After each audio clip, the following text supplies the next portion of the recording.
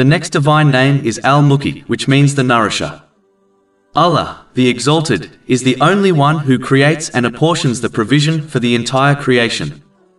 It can also mean the keeper, as Allah, the Exalted, keeps a strict and detailed account of the entire creation.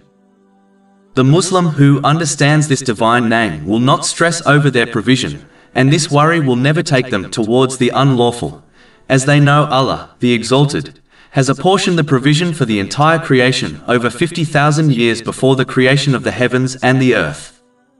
This is confirmed in a narration found in Sahih Muslim, number 6748. How can a person's provision escape them when it was assigned to them so long ago? The same way the body requires provision, so does the soul.